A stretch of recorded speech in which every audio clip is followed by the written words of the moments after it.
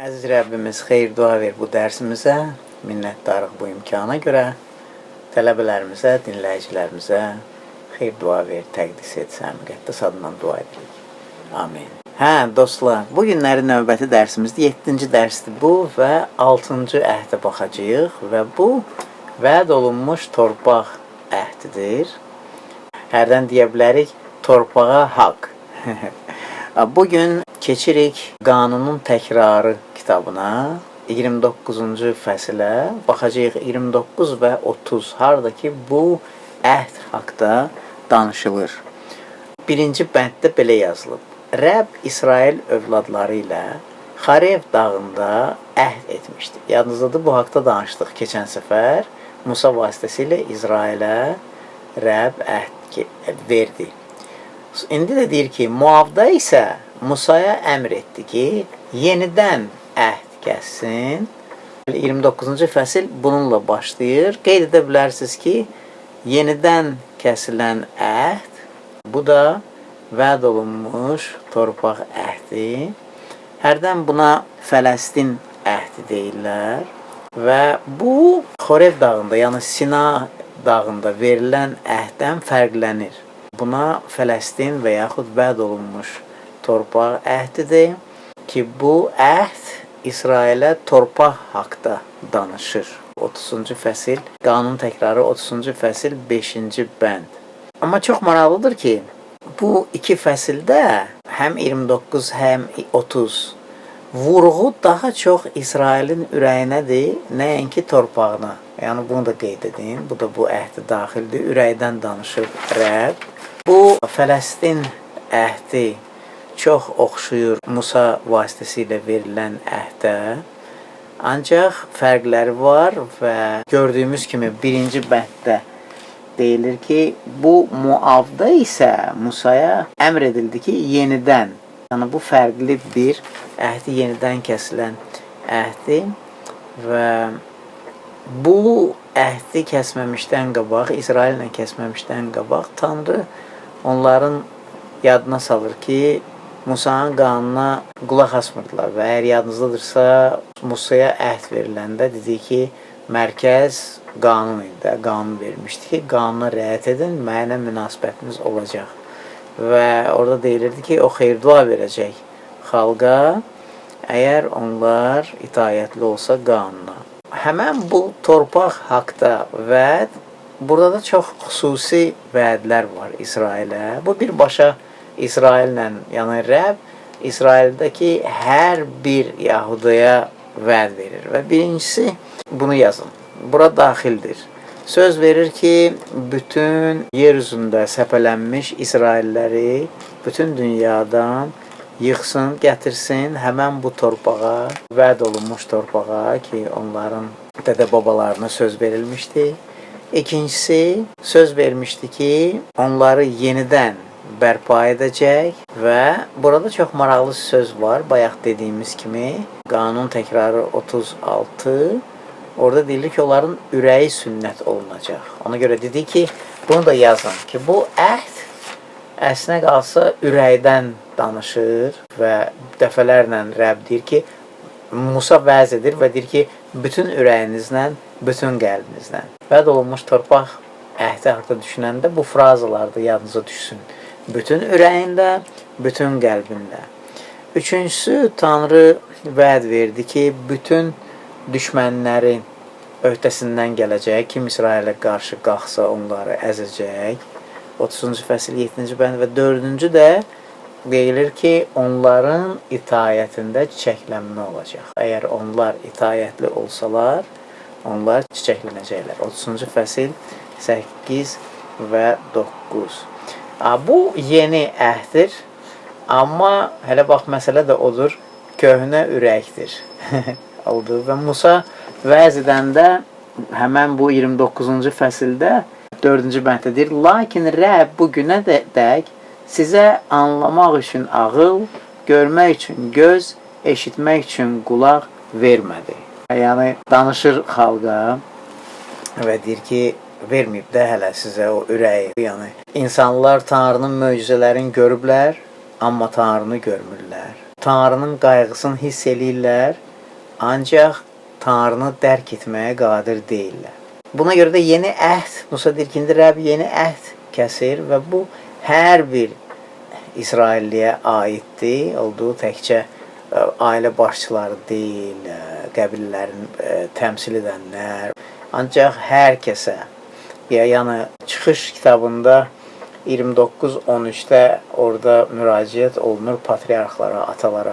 Ancaq indi hər kəs, Rəbb istəyir ki, hər kəsin ürəyi onda olsun. Ki, ürək dönsün. İbrani dilində orada belə bir söz yazılıb, şuv. Şuvun bir mənası dönməkdir və belə bir məna, yəni ki, tövbə etmək, dönmək. Yadınızdadır, biz Yunan dilində metanoia, dəyişmək, dönmək. Bax, burada şuv sözü deyir ki, dönsün də ürəyiniz. Və Musa qabaq qeyd edib bu sözü, qanunun təkrarı 10-cu fəsil 16-cı bənddə deyilir ki, orada deyirdi ki, ürəklərinizi sünnət edin ki, bir daha dikbaş olmayasınız. Çox maraqlıdır. Yəni, ürək sünnət olmalı, dəyişməlidir. Başa düşürsünüz? Yəni, burada sənin bir hissən kəsilməlidir, o mənada ki, həqiqətən biləsən ki, bu ciddidir, həqiqətən həsr edəsən. Başa düşürsünüz? Və ürək ondan danışır ki, daxildə dəyişik baş versin də və əslinə qalsa Tanrı edir bu dəyişikliyi və çox maraqlıdır ki, necə Tanrı istəyir ki, biz onu sevək və sevək bütün ürəyimizlə, sevək bütün qəlbimizlə. Yəni, əhd-i ətiqdə bu söhbət gedir. Biz tez-tez İsa Məsihdən danışırıq, əhd-i cədiddən ki, İsa nə dedi ki, bütün Tanrını bütün ürəyində sev, gücünlə sev. Amma əslinə qalsa, bu elə köhnə söhbətdir. Yəni, Tanrı bütün bu əhdləri elə bunun üçün istəyirdi ki, insanlar, yəni onun yaratdığı məxluq onu sevsin və yarımçıq yox, bütün ürəyi ilə sevsin, olduğu bütün qəlbi ilə sevsin və burada deyilir ki, onun sözünə itayətli olsunlar və həqiqətən yaşaya bilsinlər. Və bu tarix boyu biz görürük ki, İsraillər Tanrıdan yan keçirdi. Gördükləri, dünyada gördükləri şeylər, onları maneə edir, ayırırdı Tanrıdan və hətta Tanrının sözü ki, yazılmışdır, Musa gətirdi, Tanrı özü yazdığı sözü göstərir onlara və yenə də bu söz onların ürəyinə daxil olmurdu və uzaq olurdu. Çox maraqlıdır ki, Tanrı və Tanrının sözü uzaq olur. Bilirsiniz, bugün də elə deyək, insanlar hələ bilir ki, Tanrı uzaqdır. Onlar hələ bilir ki, Tanrının sözü uzaqdır və indi bunun üçün deyil vaxt. Bu şeylər uzaqdır. Və Musa da indi başa salır ki, yox, əslinə qalsa Rəbb yenidən əhd kesir ki, başa salsın ki, o sizə yaxındır və siz yaxın olun. Söz verilib ki, dodaqlarınızda olsun, ürəklərinizdə olsun. Və çox gözəldir bu. Yəni ki, Sina dağında Musaya verilən o həmən əhdi İsrail yerinə yetirə bilmirdi. Qadir deyildi. Ona görə də Musa indi deyir ki, yeni əhd olacaq və ki, biz öyrənək Tanrıya itayətli olaq. Çünki Tanrı bizə xeyir dualar söz verir. Və bu haqda elə qanun təkrarı 30-cu fəsil 1-ci bənddən 10-cu bəndə kimi çox maraqlı. Onu oxuyarsınız evdə, ev tapşırığı budur. Və Tanrı buyurur ki, mənim sözümə qulaq asın, mən sizin üçün torpaq hazırlamışam və ürəkləriniz tam məndə olsun. Bunu qeyd edin, bu əhd torpaq əhdidir və İsrailə deyilir ki, onlara Rəbb, necə ki İbrahimə demişdi, torpaq verilir. Bu Fələstin əhdidir həmçinin də və 30-cu fəsildə qanun təkrarı görürük ki, şərtsiz əhddir və yenə də İsrailin final, yəni axır öz torpağına nail olmağı haqdadır. Baxmayaraq ki, orada hələ bir ki, şərtli elementlər var. Ancaq bayaq dediyim kimi, İbrahimə necə söz verilmişdi, yadınızdadır. İbrahimə verilən əhdə bunu oxumuşduq. Yaradılış kitabı 12:7. Tanrı demişdi ki, bu torpağı sənin nəslindən olanlara verəcəm. Oldu, bax, bunu Tanrı indi təkrar edir. Oldu ki, İbrahimin toxumundan kim gələcəksə ona torpaq verilir. Ancaq yenə də görürük ki, itaətsizliyə görə, səhvlərə görə bütün gələcək nəsillər, məsələn, Misirdə yaşayırlar, yüzlərlə illər Misirdə yaşayırlar, sonra çıxış baş verir. Və burada görürük ki, Tanrının məqsədi oydu ki, Yahudiləri yıxsın bir yerə və yıxsın bir müəyyən torpaqda. Və sonra da görürük ki, onlar yenə də bəlalara düşür, əsir düşürlər, Aşur əsarətinə, Ulduz sürgüsünə, sonra Babil əsrinə düşürlər. Və yenidən bu Tanrının lütfüdür ki, o həmişə deyir ki, mən sizi yığacam. Roma imperiyası gəlir, Yerusalimi dağıdır və cəmaat dağılışır və Rəbb hər zaman gözləri xalqındadır və söz verib onlara. Hətta onların sədaqətsizliyinə baxmayaraq, Rəbb deyir ki, mən sizə torpağı bəxş edirəm və yığacam sizi orada. Odur ki, həm mühafizəli yaşayasınız, həm də orada xeyir-dua olsun və bir daha dağılmayasınız. Dünyaya oldu. Biz onu gözləyirik hamımız. Əslinə qalsa, bu axır zamanların işarələrindən biridir ki, Tanrı necə ki, heyvanların Nuhun gəmisinə yığırdı, yadınızdadır. Hərdən insan deyir ki, ya bu mümkün deyil. Tanrı yığa bilməyəcək. Yahudiler harda istəyir yaşayır, dağılıb var. Amma baxın, Nuhun gəmisinə necə bütün yer üzündən cüt-cüt gətirdi, o heyvanları yığdı gəmiyə öz vaxtında və sonra yağış başladı. Bax, elə də o müvafiq vaxt gələcək ki, axırıncı Yahudiyə kimi yığışacaqlar həmən o Fələstin torpağına. Oldu. Bax, indiki İsrail, biz tanıyırıq onu. Bu heyritamizdir, bu şəhadətdir. O vaxt onlar hələ də bu haqda əmin deyildi. Bizim amma indi gözümüzün qabağındadır və Peyğəmbər Yezekil bu haqda çox gözəl bir söz deyir və onu istəyirəm sizin üçün səsləndirim. Bu heyritamizdir. Yezekil 39-25 deyilir ki, buna görə Xudavənd Rəbb belə deyir. Yaqub nəslindən sürgün olanları indi geri qaytaracaq. Bütün İsrail nəslinə rəhm edəcək və müqəddəs adım naminə qısqanc olacam. Rəbb nə edirsə öz adı naminə edir. Sadiqdir də o. Məhəbbətdir o, şəfqətdir o. Görürsünüz, deyir, rəhm edəcəm. Qısqancam öz adıma görə, öz xalqıma görə. Və 26-cı bənddə deyir ki, torpaqlarında əmin amanlıq içində yaşayanda onları qorxudan bir kəs olmayanda rüsvayçılıqlarını və mənə etdiyi bütün xəyanətləri unudacağam. Nə gözəl, nə gözəl. Və 27-ci bənd. Onları xalqlar arasında geri qaytarıb, düşmən ölkələrindən topladığım zaman çoxlu millətin gözü önündə onların arasında müqəddəs tutulacağam. Oldu, baxın. Cürbəcür millətlər arasından. Onları sevən, sevməyən. Və 28-ci bənd. Onlar biləcəklər ki, onların Tanrı Rəbbi mənəm. Çünki onları millətlər arasında sürgünə göndərdim. Mən göndərmişəm, mən də yığacam. Niyə göndərdi? Çünki üsyan edirdilər, bütlərə dönürdülər. Tanrını unudurdular. Xudbin yaşayırdılar, cisimdə yaşayırdılar.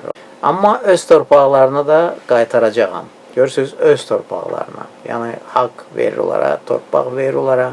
Artıq heç birinin qaldığı ölkəsində qoyub getməyəcəm. Və bu çox zəngin bir parçadır, Peyğəmbərlik.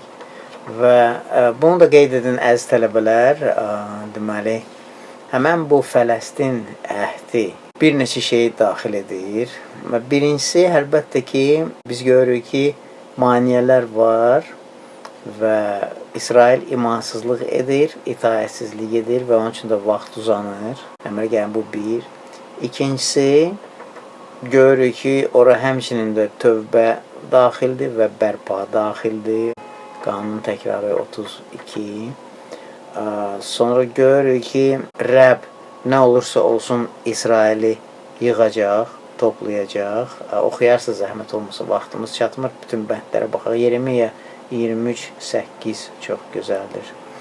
Və sonra İsrail öz torpağına yığışacaq. Yeşaya 11-ci fəsildə var bu, Ezekil 37-ci fəsildə. Sonra bura daxildir onların ruhani dəyişməsi və bir millət kimi bərpası. Hoşeyə Peyğəmbər bu haqda danışır 2-ci fəsil 14-dən 16-ya kimi, Romalılara 11 və sonra da deyilir ki, Rəbb onları mühafizə edəcək, bir xalq kimi onu çiçəkləndirəcək. Və axırıncısı da odur ki, ona zülm edənlərin üzərində İsrail hökm edəcək. Bu da çox. Yəni, Tanrı düşmənləri mühakimə edəcək və İsrailə qələbə verəcək. Yeşaya 14-cü fəsil, Yoil 3. Çox maraqlı əhdir bu, vəd olunmuş torpaq əhdi və biz indi elə buna diqqətlə nəzər getiririk ki, nə qədər Yahudi qayıdır İsrailə, çünki bu əhəmiyyətlidir. Bayaq dediyim kimi, bu zəruridir ki, axır zamanların hadisələri baş versin oldu. Bu da bir amillərdən biridir. Və onda da İsa Məsih gələcək. Ezekil 39, bayaq oxuduq 25-29. Yəni, Tanrının məqsədi odur ki, bunları yıxsın həmən o vəd olunmuş torpağa. Və bu şərtsizdir. Rəbb bunu edir və baş verəcək. Amin, dostlar.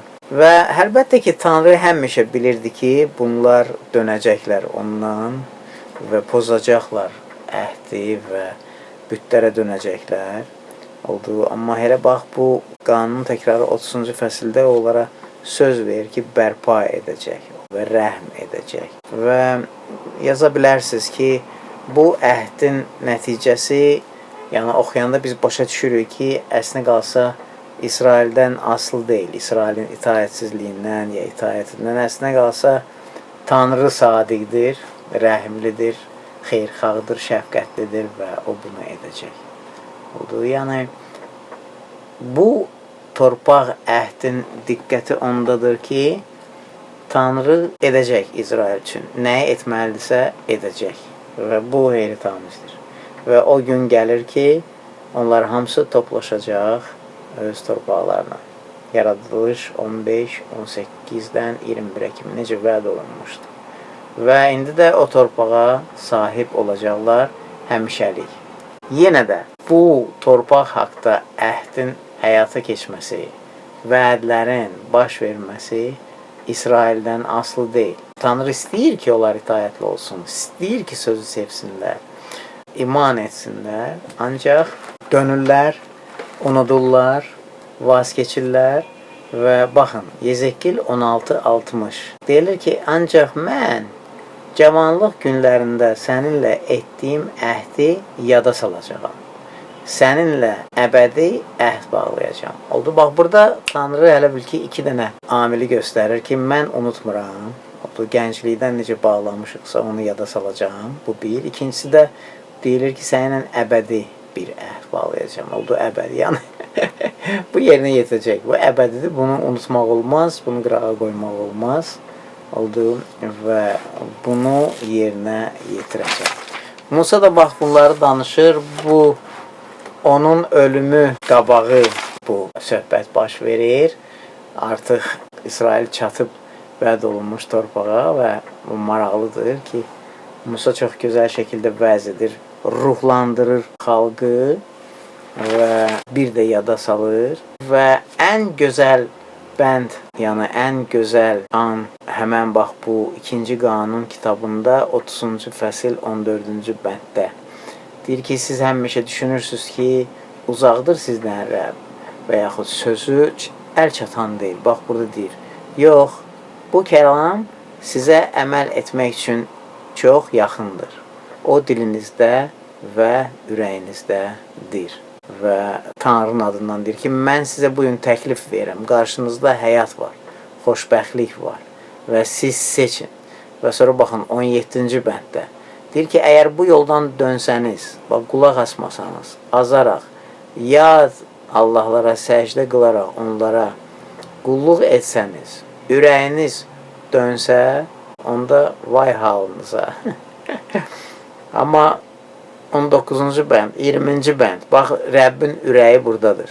Deyir ki, Tanrınız Rəbbi sevin, sözü qulağınızda qalsın və ona bağlanın. Çünki sizin həyatınız odur. Belə etsəniz, Rəbbin ata-babalarınızın İbrahimlə, İshaqla və Yaqubla verməyi vəd etdiyi torpaqda sizi uzun ömürlü edəcək. Olduğu sizə uzun ömür verəcək o torpaqda. Bu çox gözəldir. O vaxt 19-cu bənddə deyir ki, siz seçin. Həyatı seçin, siz və evladlarınız həyatı seçsin.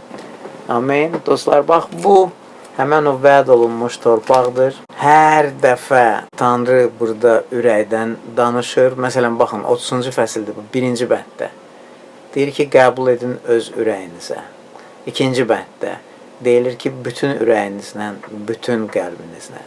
Oldu 6-cı bənddə. Deyilir ki, sevəsən Rəbbi bütün ürəyinlə, bütün qəlbinlə. Sonra 10-cu bənddə deyilir ki, əgər dönərsən Rəbbinə bütün ürəyinlə, bütün qəlbinlə. Oldu, istəyirəm yadınızda qalsın ki, Fələstin əhdi və yaxud torpaq əhdi çox bağlı idi ki, bunların ürəyi dəyişsin də. Bizim üçün də elədir bu gün ki, ürək sünnət olunsun. Yəni orada mən özümü həsr edirəm. Tanrı istəyir ki, mən onu sevim. Oldu. 11-ci bənddə deyilir ki, səndən uzaq deyil, səndən uzaq deyil, söz səndən uzaq deyil, Tanrı səndən uzaq deyil. 14-cü bənd daha da yaxındır. Qoy dodaqlarında olsun və sənin ürəyində olsun ki, sən onu yerinə yetirəsən. Və 17-ci bənddə deyir, qoyma ürəyin dönsün. Qulaq as, diqqətli ol. Amin. Tanrı İsrailə torpaq vəd vermişdi və sözündən dönmür, xatırlayır və yenə yeniləşdirir bu əhdi və yenidən deyir ki, mən sizi yığacam öz torpağınıza, harada siz sahib olacaqsınız. Rəbbisa minnətdarıq bu dərsə görə, xeyir dua ver bu düşüncələrə, sən müqəddəs adından dua edirik. Amin.